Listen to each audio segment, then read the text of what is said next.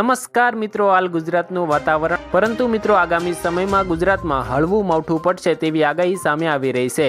હાલ મિત્રો ગુજરાતમાં પશ્ચિમના દરિયાકાંઠાના ભારે તોફાની પવનો ફૂંકાઈ રહ્યા છે। આ પવનની ઝડપ અત્યારે 100 કિલોમીટર પ્રતિ કલાકની ઝડપે જોવા મળી રહી છે। હાલ મિત્રો અત્યારે બે મોટી વરસાદી સિસ્ટમ સક્રિય જોવા મળી રહી છે, જે મિત્રો આગામી સમયમાં ગુજરાત તરફ આવે તેવી શક્યતા છે।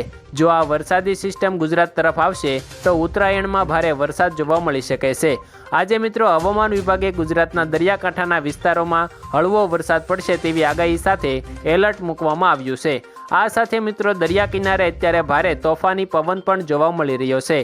ગઈકાલે મિત્રો ગુજરાતના દરિયા કિનારે બપોરના સમયે હળવો વરસાદ જોવા મળ્યો હતો, જેના કારણે આજે એલર્ટ મૂકવામાં આવ્યું છે। લોકોને સાવધાન પણ કરવામાં આવ્યા છે। ત્યાર પછી મિત્રો વાત કરીએ તો હાલ ગુજરાતમાં ગુલાબી ઠંડીની શરૂઆત થઈ ગઈ છે।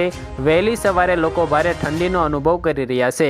આ સમયે મિત્રો ગુજરાતમાં સૌથી વધારે ઠંડી કચ્છના નલિયામાં જોવા મળી રહી છે, જ્યાં અત્યારે મિત્રો 10 ડિગ્રી તાપમાન નોંધાયું છે, જે મિત્રો સમગ્ર રાજ્યમાં સૌથી નીચું નલિયામાં જોવા મળી રહ્યું છે। ત્યાર પછી મિત્રો વાત કરીએ તો આજે હવામાન વિભાગે ગુજરાતના દરિયાકાંઠાના જિલ્લાઓમાં ભારે ઠંડી અને હળવા માવઠાની આગાહી કરવામાં આવી છે। આ વિસ્તારોમાં દરિયાનો ભારે તોફાની પવન સાથે હવે ઠંડીમાં ભારે વધારો થશે અને આગામી સમયમાં હળવું માવઠું પણ પડી શકે છે। ત્યાર પછી મિત્રો તમે વેધર એપ્લિકેશનમાં જોઈ શકો છો કે હાલ દક્ષિણ ભારતમાં ભારે વરસાદ જોવા મળી રહ્યો છે।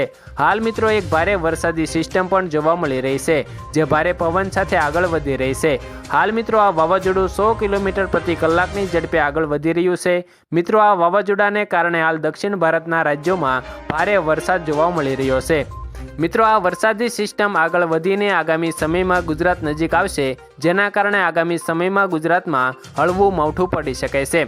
મિત્રો ત્યાર પછી આજે ગુજરાતના કેટલાક મહત્વના સમાચારો સામે આવ્યા છે, તેની ઉપર એક નજર કરીએ તો મિત્રો ગુજરાતમાં ઠંડીનો નવો રાઉન્ડ શરૂ થતાં રાજ્યભરમાં કાતિલ ઠંડીનો ચમકારો વર્તાઈ રહ્યો છે।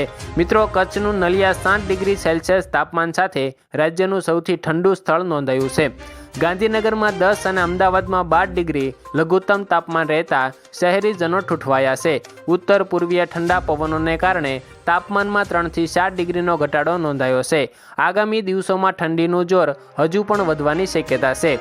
મિત્રો ત્યાર પછીના સમાચાર ઉપર એક નજર કરીએ તો ગુજરાતમાં 3 જગ્યાએ બોમ્બની ધમકી। તો મિત્રો તેના વિશે વિગતથી વાત કરીએ તો સુરત, અમદાવાદ અને ભરૂચની અદાલતોને બોમ્બથી ઉડાવી દેવાની ઈમેલ દ્વારા ધમકી મળતા ખળભળાટ મચી ગયો છે। મિત્રો મોડી રાત્રે 2 વાગ્યે આવેલા આ ઈમેલ બાદ કોર્ટની કામગીરી સ્થગિત કરી વ્યાપક સર્ચ ઓપરેશન હાથ ધરાયું હતું। બોમ્બ સ્ક્વોડ અને ડોગ સ્ક્વોડ દ્વારા ઝીણવટભરી તપાસ કરવામાં આવી હતી। ક્રાઇમ બ્રાન્ચના મતે આ ઈમેલ વિદેશથી મોકલીને પેનિક ફેલાવવાનો પ્રયાસ હોઈ શકે છે। મિત્રો ત્યાર પછીના અગત્યના સમાચારની વાત કરીએ તો 20,000 ખેડૂતો સહાયથી વંચિત। તેના વિશે વિગતથી વાત કરીએ તો સુરેન્દ્રનગર જિલ્લામાં ઓક્ટોબરમાં કમોસમી વરસાદથી પાકને નુકસાન થયા બાદ 1.92 લાખ ખેડૂતોને વળતર માટે અરજી કરી હતી। આમાંથી 1.72 લાખ ખેડૂતોને કુલ 624 કરોડની સહાય પૂરી પાડવામાં આવી છે, પરંતુ હજુ 20,000થી વધારે ખેડૂતો હજુ પણ સહાયથી વંચિત છે। આનું મુખ્ય કારણ ટેકનિકલ છે, જેમ કે ડીબીટી સક્રિય ન થવું અને જનધન ખાતાઓ પર વ્યવહારો મર્યાદા। વહીવટીતંત્રને 15 દિવસમાં સમસ્યાઓનું નિરાકરણ લાવવાનું વચન આપવામાં આવ્યું છે।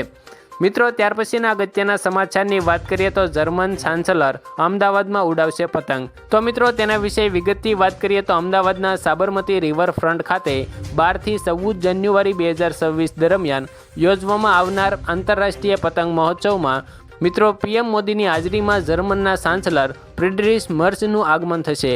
આ મહોત્સવમાં વિશ્વભરમાંથી 150થી વધારે પતંગવીરો ભાગ લેશે, જેના વિશાળ અને નવીન પતંગો આકાશને રંગીન બનાવશે।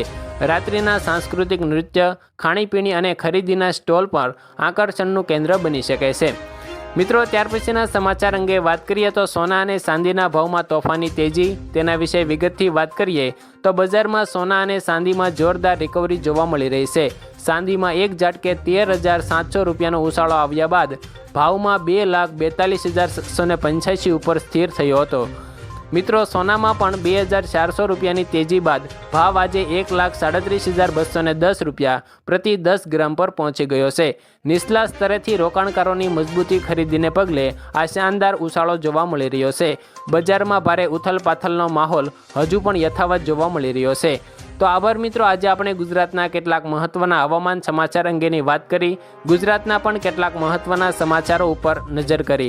જો તમને આ વિડીયો પસંદ આવ્યો હોય અને આવા જ દરરોજના તાજા સમાચારની અને મિત્રો આવા જ દરરોજના તાજા સમાચારોની જાણકારીથી તમે માહિતગાર બનવા માંગો છો તો અમારી આ YouTube ચેનલને સબસ્ક્રાઈબ જરૂરથી કરી દેજો.